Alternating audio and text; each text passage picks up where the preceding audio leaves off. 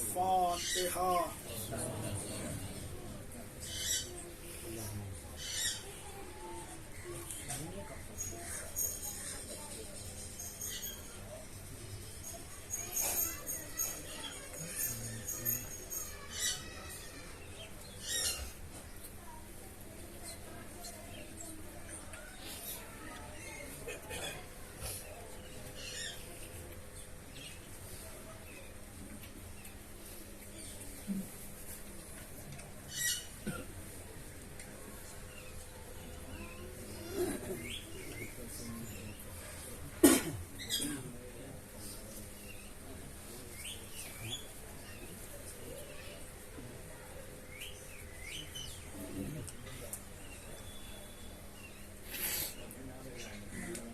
لا حول ولا قوة إلا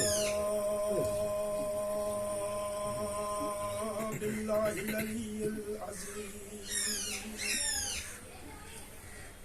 حسبنا الله ونعم الوكيل، نعم المولى ونعم النصير. أعوذ بالله من الشيطان اللعين الرجيم. بسم الله الرحمن الرحيم. الحمد لله رب العالمين. الصلاة والسلام على سيد الأنبياء والمرسلين وخاتم النبيين الملقب بطه وياسين المسدد المصطفى الأمجد المحمود الأحمد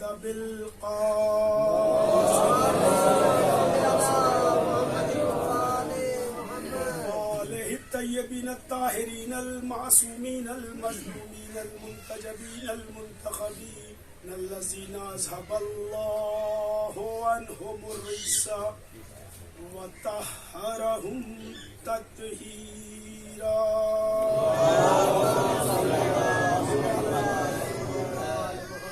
ولعنة الله على أعدائهم وقتلتهم وغاصبي حقوقهم ومنكري فضائلهم أجمعين من يومنا هذا إلى قيام يوم الدين.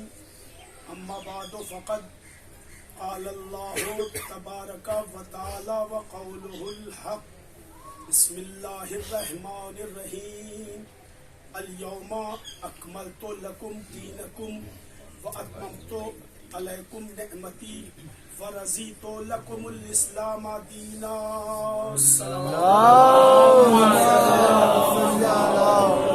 محمد وآل محمد. بزرگان قوم و ملت، عزاداران مظلوم کربلا،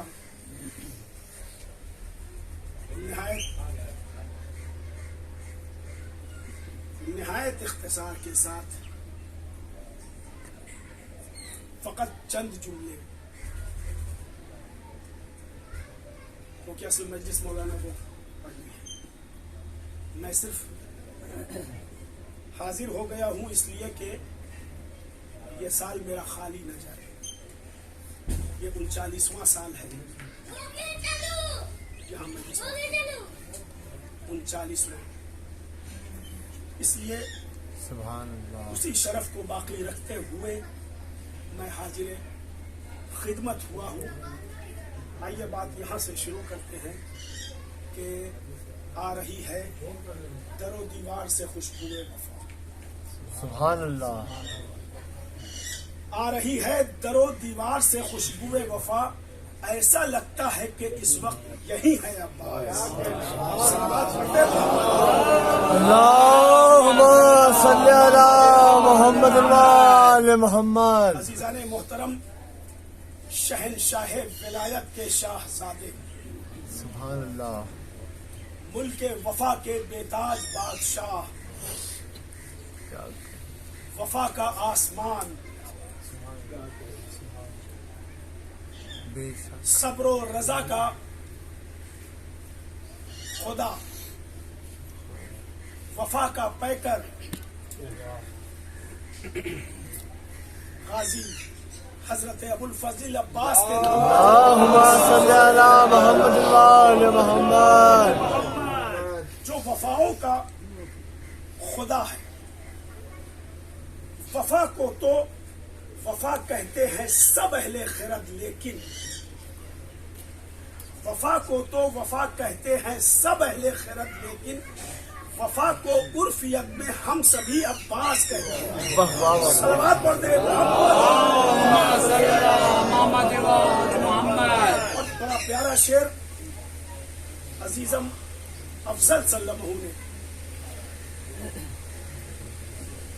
ابھی آئی نہیں یہاں پہ. عزیزم افضل صلی اللہ علیہ وسلم کا بہت پیارا شعر جو میرے ذہن سے ہوتا ہوا بالکل دل کے نہا خانے تک پہنچا ہوا. اس میں وہ یہ کہتے ہیں کہ ڈھونڈو نہ انہیں چادر تطہیر کے نیچے، ڈھونڈو نہ انہیں چادر تطہیر کے نیچے، قسمت کا محافظ تہ چادر نہیں ہوتا.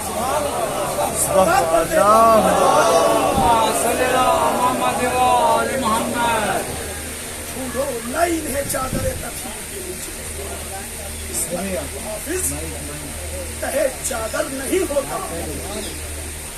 عباس پنکھا ایسا کریے نا.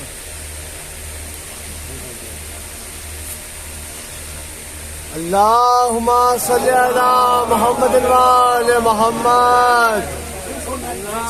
اللہم صلی علی محمد وآل محمد.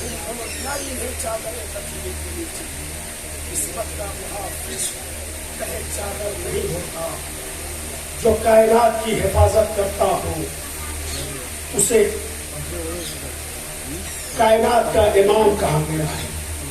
بلکہ یہ کہا جائے کہ جو کائنات کی حفاظت کرتا ہو اسے کائنات کا امام کہا گیا ہے. جو کائنات کے امام کی حفاظت کرتا ہو اسے عباس کہا گیا ہے. اس مولا عباس کی نام کی آج کی یہ مجلس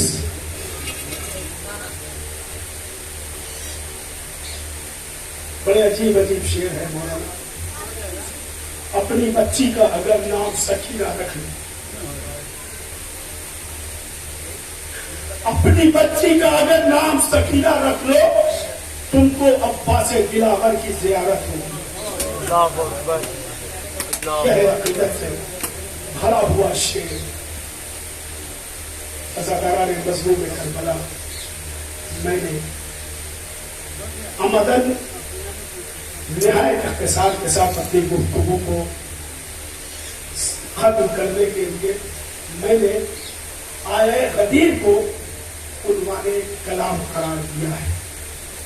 اور اس کی وجہ صرف یہ ہے کہ ہمارے اور آپ کے 8ویں امام السلام فرماتے ہیں، جب ان سے کسی نے پوچھا، بولا آپ عزاداری اور محرم پر اتنا زور کیوں دیتے ہیں، عزاداری پر اتنا پیسہ کیوں خرچ کرتے ہیں، عزاداری کو اتنی اہمیت کیوں دیتے ہیں؟ تو 8ویں امام نے فرمایا مجھے ڈر لگتا ہے کہیں غدیر کی طرح محرم کو بھی نہ بھلا دیا جائے.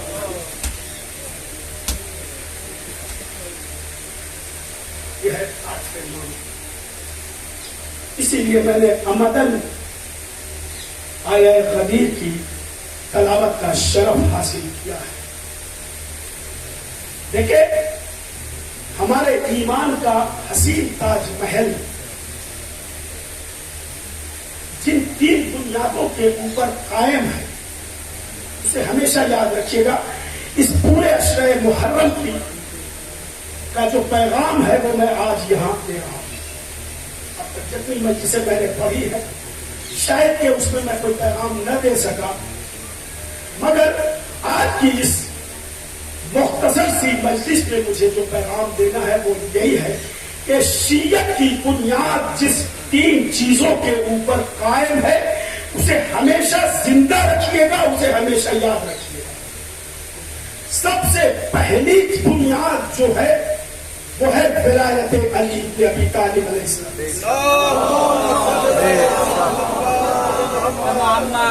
علی کی ولایت پہلی بنیاد، زہرا کی وراثت دوسری بنیاد، حسین کی شہادت تیسری بنیاد۔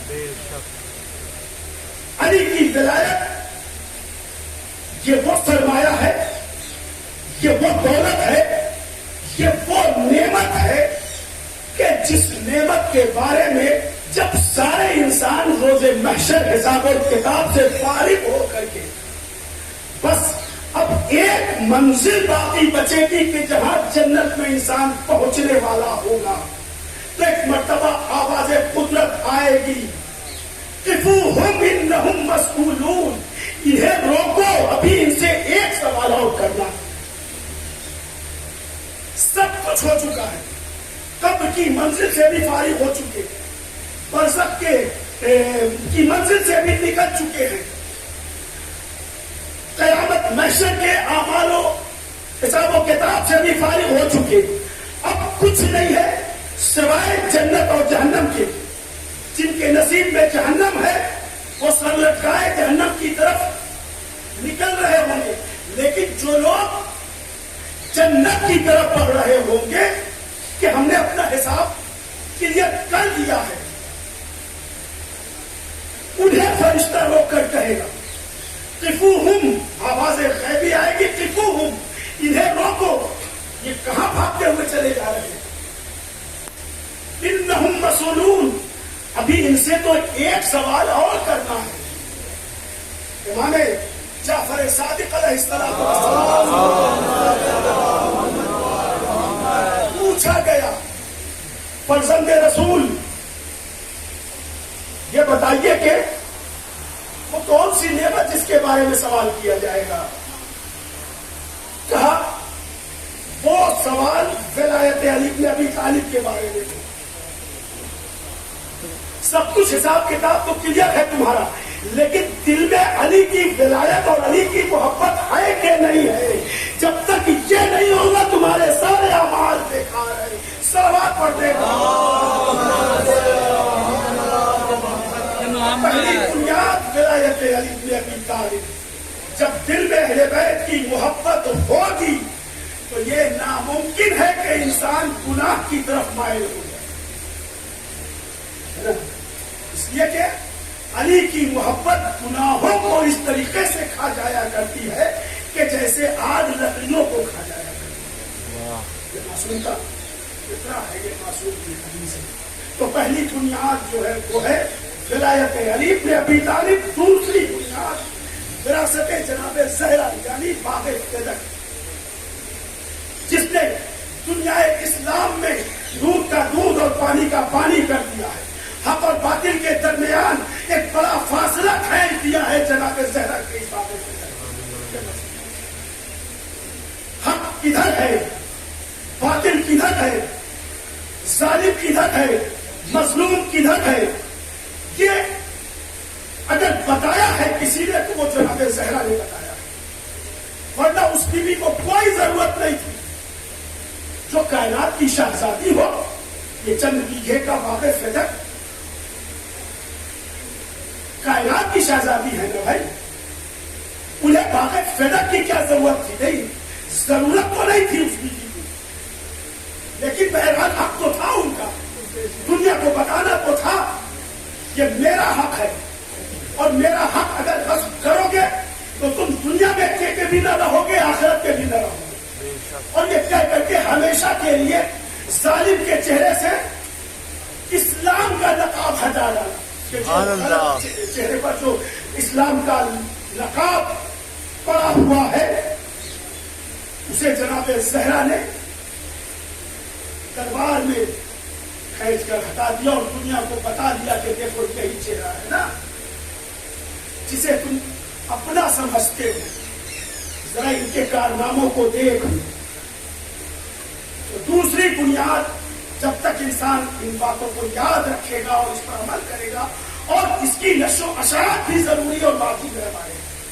ये नहीं कि हाँ वो बीवी का मामला था वो खत्म हो गया, जी नहीं, खबरदार ये तसव्वुर न लाइएगा वो शहजादी का मामला था, नहीं। ये जब तक हम जिंदा रहेंगे, जब तक ये कौम जिंदा रहेगी, उस वक्त तक ज़हरा की उस विरासत को याद करती रहेगी और उस जालिम के ऊपर लानत करती रहेगी। सलावत पढ़ते पहली बुनियाद विलायत अली, दूसरी बुनियाद विरासत जनाब ज़हरा, और तीसरी बुनियाद जो है हमारे ईमान की शीयत की बुनियाद के जिसके ऊपर है वो है शहादत इमाम हुसैन अलैहिस्सलाम। अजीजों, न इसमें से खतीब भुलाया जा सकता है, दुनिया भुला दे, आप न फरामोश कीजिएगा, इसलिए कि कायनात इस्लाम की एक लौती हदीस है, वाहिद हदीस है जिसके इतने रावी आपको मिले। मैं पूरे दुनिया इस्लाम को और उलमाए इस्लाम को, सिर्फ हिंदुस्तान नहीं, हिंदुस्तान के बाहर रहने वाले उलमाए इस्लाम को चैलेंज कर रहा हूं इसको कि वो सरकार दो आलम की किसी एक ऐसी हदीस को पेश करे जिसके इतने रावी 10, 20, 100, 200, 500 रावी आपको मिल जाएंगे, लेकिन एक अछूती हदीस सरकार दो आलम की ये है, मन कुंतु मौला हो आजादी मौला, कि जिसके रावी 1.25 लाख रावी है, और सब के सब नमाजी भी है, सहाबी भी है, हाजी भी है। वरना इतने किसी हदीस के रावी मिलते तो है, मगर कोई जरूरी नहीं कि सब हाजी भी हो, सब सहाबा भी हो। इसीलिए मैंने कहा कि तारीख इस्लाम की एक लौती और वाहिद हदीस कदीर की हदीस है जिसमें मौला पैगंबर इस्लाम ने अली की विलायत का ऐलान किया। पैगंबर इस्लाम की नजर में भी ये बात थी कि आने वाले जमाने में लोग इसे फरामोश करेंगे, तो ऐसा मंजर पैगंबर ने पेश किया कि तुम भुलाए नहीं भूल सकते, तुम अगर चाह कर भी चाहो कि भुला दे इसे, जब भी भुला नहीं सकते। वो एहतमाम किया पैगंबर, क्या एहतमाम किया पैगंबर ने? यह एहतमाम किया कि जब बदर के मैदान में वाक़या सब आपका जाना हुआ, मैं सिर्फ आपके जहन को जरा सा उस पर जो पड़ी हुई हर किसी परत है उसे हटाने की कोशिश कर रहा हूं कि जब पैगंबर इस्लाम खुद के मैदान पे पहुंचे हैं और जिब्राइल ने आकर पैगाम दिया है, कुरान की वो आयत है अय्युहा रसूल बल्लिग मा उनज़िला इलैका मिन रब्बिक, आप उस पैगाम को पहुंचा दीजिए जो पैगाम मैंने पहुंचा दिया है, जो आपको दिया जा चुका है, आप उस पर अमल कीजिए। तो पैगंबर ने क्या किया? उसके बाद मिंबर बनाया है ना, ये अछूता मिंबर है, एक लौता मिंबर भी है कि जिस पर एक ही मर्तबा पैगंबर और अली दोनों आए हैं, और उसके बाद फिर उस मिंबर को इस्तेमाल ही नहीं किया गया, एक मर्तबा बस इस्तेमाल हुआ है वो मिंबर। पैगंबर ने कहा मिंबर बनाया जाए, या रसूलुल्लाह इस गया वो गया सहरा में, इस रेगिस्तान में मिंबर का तसव्वुर भी मुकाल नजर आ रहा है, न लकड़ी है, न कील है, न कोई और सामान है कि जिससे मिंबर बनाया जाए। कहा नहीं, आज का जो मिंबर बनेगा वो यादगार मिंबर बनेगा। लिहाजा लोगों के कजावों को सीज किया पैगंबर ने। देखो वो अरब का रेगिस्तान, दोपहर की धूप, आसमान से आग के शोले बरस रहे थे, जमीन अंगारा उगल रही थी, इस तपिश में 1.25 लाख का मजमा। दस्तूर अरब ये है कि लोग जब वहां की सवारी जो होती है वो ऊंट की होती है, ऊंट बगैर कजावे के लोग उस पर नहीं सफर कर सकते। ये उनकी मजबूरी है, क्योंकि उनकी उसकी जो साख्त होती है वो कुछ ऐसी होती है कि उस पर जब तक के गद्दा आप नहीं रखेंगे आप उस पर बैठ कर सफर नहीं कर सकते। लिहाजा पैगंबर ने क्या दूरबीन निगाह है पैगंबर, वो जानते थे कि आने वाले जमाने में इसे फरामोश किया जाएगा, लिहाजा ऐसा एक यादगार मिंबर बना दिया जाएगा कि जिस मिंबर को लोग फरामोश न कर सके, और जब वो फरामोश न होगा तो फिर कदीम का वाक़या ही याद रखेगा। आमतौर से अगर पैगंबर किसी और चीज का मिंबर बनाते तो लोग अपने अपने मुंह के कजावे पर बैठे रहते, और बाद में ये बहाना उनको मिल जाता कि क्या बताएं सरकार, तो थके हुए आ रहे थे ना, कई रोज से हज का सफर था, थके हुए थे, आंख लग गई थी, आपने क्या कहा, आपने क्या दिखाया, मैं तो सो रहा था। पैगंबर ने कहा मैं तुम्हें सोने तो दूंगा नहीं, तुम्हारी तो सही कि मैं तुम्हारी नींद को हराम कर दूंगा। ये उस दिन नींद हराम किया था पैगंबर ने कदीर में, आज तक अभी की विलायत से लोगों की नींद हराम है। सलाम करते मोहम्मद, आज तक नींद हराम है। लिहाजा खजानों को मिंबर को सीज कर दिया कि अब तो तुम बैठ भी नहीं सकते हो, जमीन पर तो बहरहाल खड़े होना है। जब मंजर कुछ इतना खुशनुमा था कि कुछ लोगों के चेहरे खुश हो रहे थे और कुछ लोगों का दिल तो अंदर चल रहा था, जिसमें बाहर धूप थी। अंदर दिल चल रहा था, बाहर धूप की तपिश से जिस्म चल रहा था। अली की विलायत से तो दिल चल रहा था, सूरज की तपिश से जिस्म चल रहा है। ऐसे माहौल में पैगंबर ने कजामों को सीज किया, उससे भी बदला है। मैं पूछना चाहूंगा या रसूल अल्लाह, मैंने तारीख और कुरान के हवाले से ये देखा है कि जब जनाब सुलेमान पैगंबर ने अपने दरबार में ये ऐलान किया कि कौन है जो तख्ते बिल्किस को मुल्क सबा से चश्मे ज़दन में यहां लेकर आ जाए, बड़े बड़े लोग थे। एक जानशीन जनाब सुलेमान, वजीर जनाब सुलेमान, खलीफा जनाब सुलेमान, जिनका नाम आसिफ इब्ने बरखिया। आसिफ इब्ने बरखिया खड़े हुए, ऐ अल्लाह के रसूल, आपके पलक झपकने से पहले मैं मुल्क सबा से तख्ते बिल्किस को लेकर आ जाऊंगा आपके दरबार में। ये आसिफ इब्ने बरखिया है कौन? जिनके लिए कुरान कह रहा है कि वमन इन्नहु इल्मुन मिनल किताब, जिनके पास किताब का थोड़ा सा इल्म है। ये मिन बाजिया है सरकार, है कि नहीं? मिन बाजिया है, यानी जिनके पास किताब का थोड़ा सा इल्म था। जिसके पास किताब का थोड़ा सा इल्म हुआ वो चश्मे ज़दन में मुल्के सबा से तख्ते बिल्किस को लाकर सुलेमान के दरबार में रखे। वमन इन्नहु इल्मुल किताब, और जिसके पास पूरी किताब का इल्म हो वो अगर चाहता तो मदीने से भी मिंबर बनवा सकता था, लेकिन रसूल ने कहा नहीं, मुझे मदीने से मिंबर इख्तियार तो है ही, अभी चाहूं। चश्मे ज़दन में आसिफ इब्ने बरखिया तख्त को लाए थे, मुझे चश्मे ज़दन की भी जरूरत नहीं पड़ेगी। मैं चाहूं तो कुल फयकून की मंजिल से गुजार कर मदीने से मिंबर बुला कर, लेकिन मुझे नहीं करना है। इसलिए नहीं करना है कि अगर ऐसा कर दूंगा तो दुनिया फरामोश कर देगी।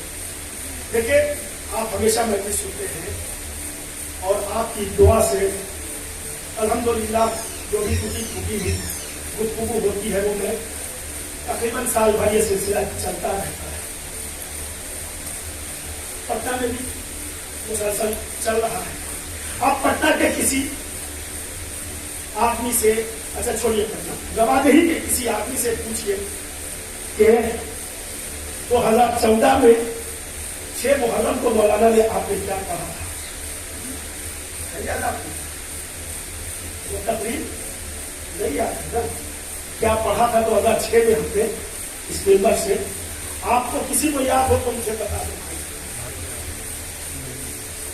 नहीं याद है ना? नहीं याद है, ये फितरत है।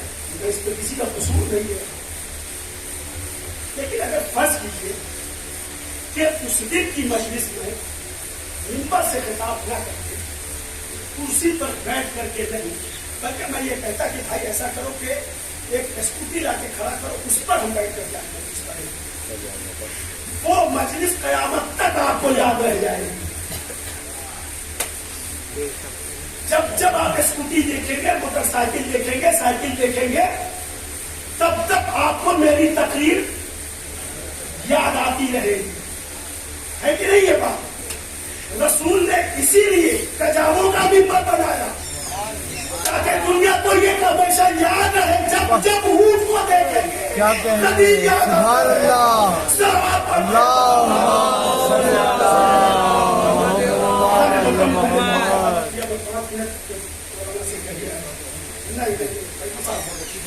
ملکی صاحب کو پڑھنا، ایک صلوات پڑھتے ہیں ملکی صاحب۔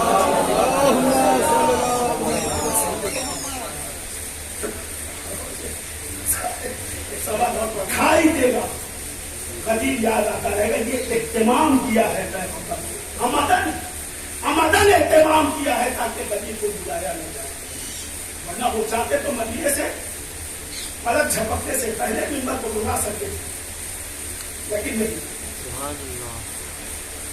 قرآن مجید کی میں نے اسی لیے کہا کہ یہ ولایت علی بن ابی طالب ایک عظیم نعمت کا نام ہے۔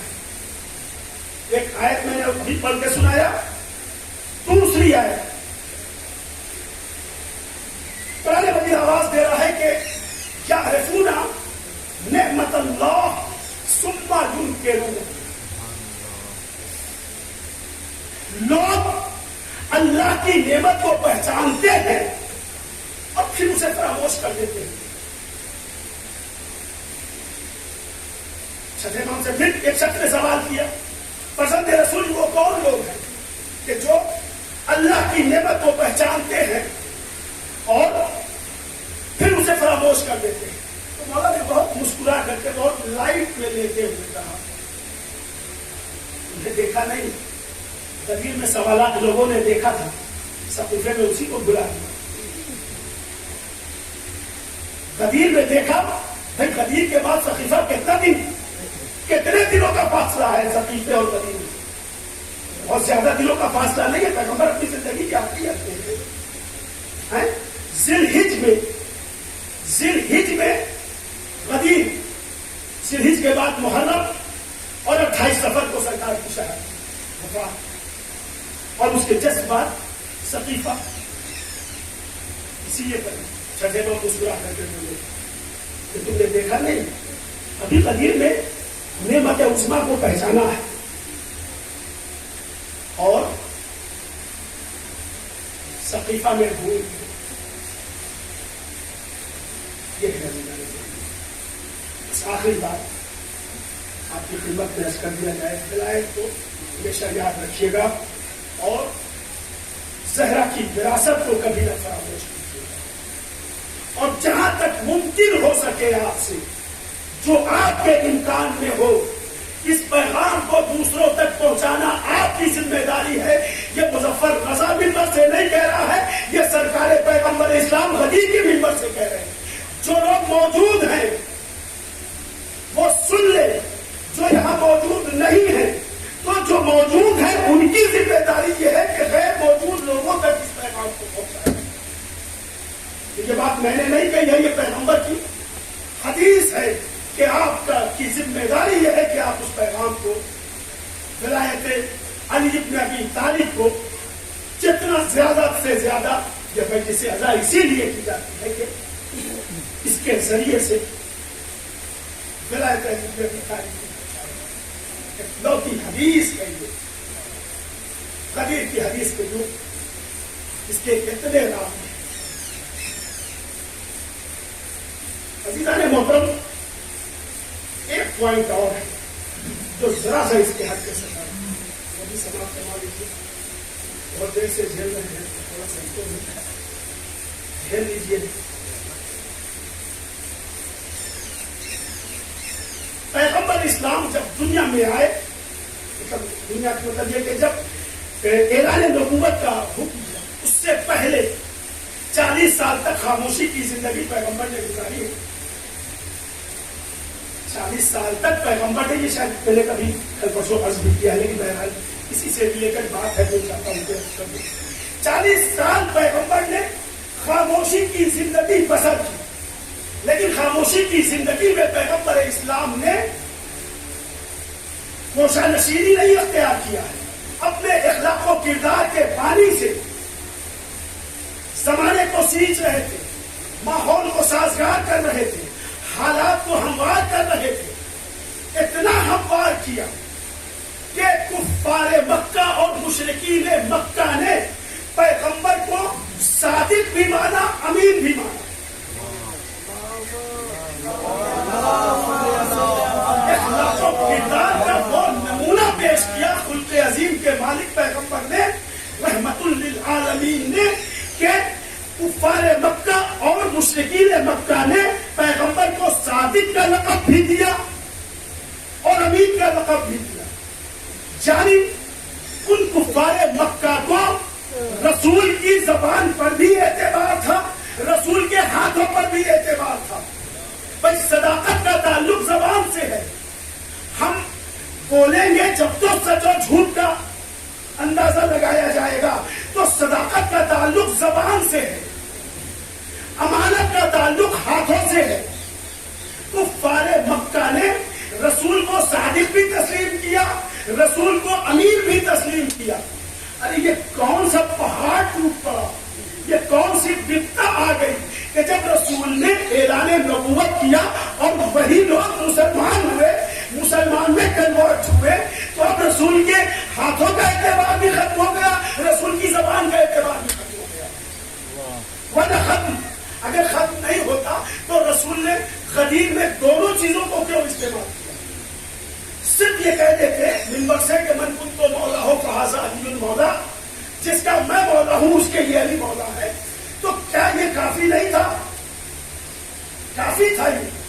لیکن پیغمبر اس یقین کے ساتھ کہ چونکہ کفار مکہ نے ہماری زبان پر بھی اعتبار کیا ہے, ہمارے ہاتھوں پر بھی اعتبار کیا ہے, تو کیوں نہیں ان کو اور یقین کی منزل تک پہنچا دیا جائے. لہذا پیغمبر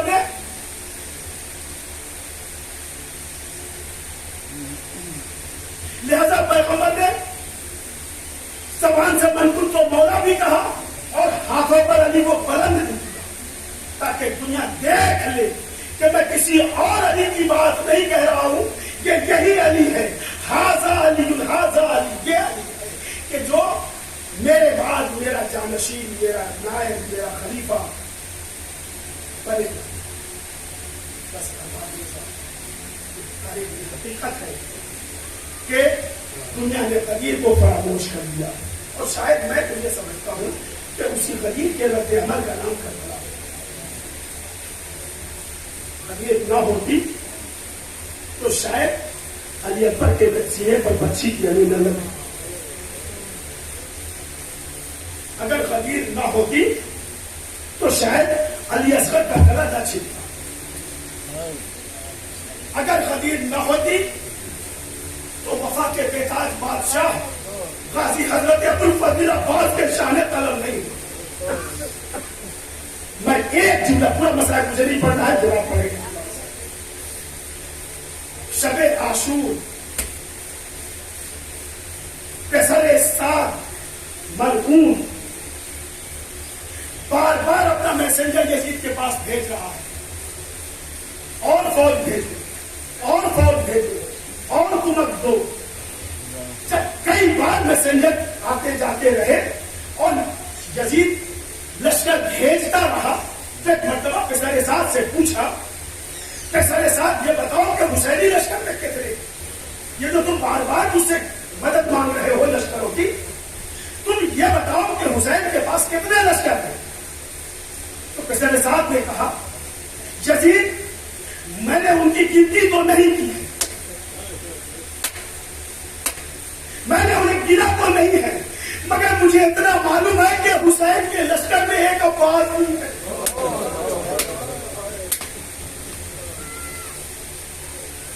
بس ہزاروں جس عباس کی حیبت کا یہ عالم ہو لشکر پر, اس عباس کا کے اوپر سیدانیوں کو کتنا بھروسہ ہوگا. دوران مظلوم کربلا شبیہ علم برآمد بھی ہوگا. اس افراد پر سیدانیوں کو کتنا بھروسہ ہوگا. یہی تو وجہ تھی کہ مدینے سے چلتے وقت جناب زینب نے سیدانیوں کو جمع کر کے کہا تھا اے بیویوں گھبرانا نہیں, ارے میرے ساتھ میرا شیر عباس ہے. مگر روزے عاشورا, ارے جب غازی کربلا جانے لگا, ارے قرآن کی طرف پڑھنے لگا, وہی زینب نے ایک مرتبہ سیدانیوں کو جمع کیا اور کہا بیویوں مجھے معاف کرنا. ارے جس شیر پر زینب نے بھروسہ کیا تھا, ہائے وہ شیر شان قلم کرانے دریا پر جا رہا ہے.